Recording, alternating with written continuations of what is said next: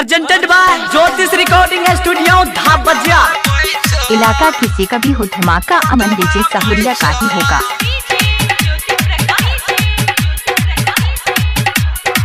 Presented by Albela recording studio Simra.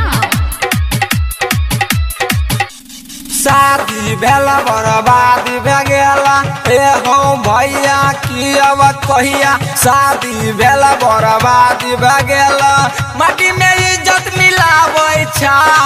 की कहिया भैया मेहरी के खेला, रोजे हमरा से चूल्हे पकवावे छा। रोजे हमरा से खाना पकवावे छा। रोजे हमरा से चूल्हे पकवावे छा।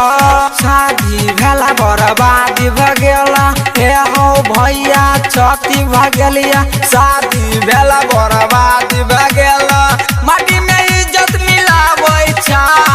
की कहिया भैया मेहरी के खेला, रोजे हमरा से चूल्हे पकवावे छा। रोजे हमरा से खाना पकवावे छा। रोजे हमरा से चूल्हे पकवावे छा। Mixed by Kripanand Kumar and Govind Coltrane. Mixed by Kripanand Kumar and Govind Coltrane. इलाका किसी का भी हो धमाका, अमन डीजे सहूलिया का ही होगा। सोची कवलिया पढ़ल लिखल हमरा के मन भावे। 3 बेरी करे टिकुली पाउडर औरी हमें दम सामे हो भैया नास भगलिया। सोच कवलिया पढ़ल लिखल हमरा के मन भावे। 3 बेरी करे टिकुली पाउडर औरी हमें दम साब। जहिया से अइले बड़ी नकी अइले, ए हो भैया केते कहिया। जहिया से अइले बड़ी नकी अइले, हमरा के बहुत सतावे छा। की कहिया भैया मेहरी के खेला, रोजे हमरा से चूल्हे पकवावे छा। रोजे हमरा से खाना पकवावे छा। रोजे हमरा से चूल्हे पकवावे छा।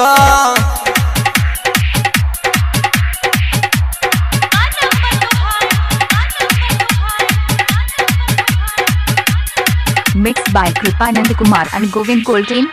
Mixed by Kripanand Kumar and Govind Coltrane. Mixed by Kripanand Kumar and Govind Coltrane. दाना दहेज के चक्कर में धाके हमरा के दल का फसाई। सुंदर छौरी देख के हमरा करी दल का हो सगाई। भैया कते बतैया ना सब भगलिया। दाना दहेज के चक्कर में धाके हमरा के दल का फसाई। सुंदर छौरी देख के हमरो करी दल का हो सगाई। महेश जनल नहीं बतवल, ए हो भैया छती भगलिया।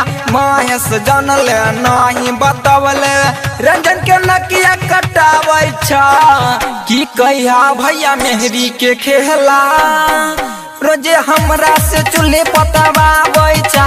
रोजे हमरा से खाना पकवावे छा। रोजे हमरा से चूल्हे फुकवावे छा।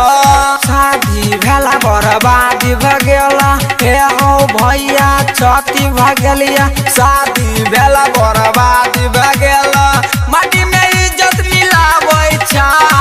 की कहिया भैया मेहरी के खेला, रोजे हमरा से चूल्हे पकवावे छा। रोजे हमरा से खाना पकवावे छा। रोजे हमरा से चूल्हे पकवावे छा। प्रेजेंटेड बाय ज्योतिष रिकॉर्डिंग स्टूडियो धाबजिया।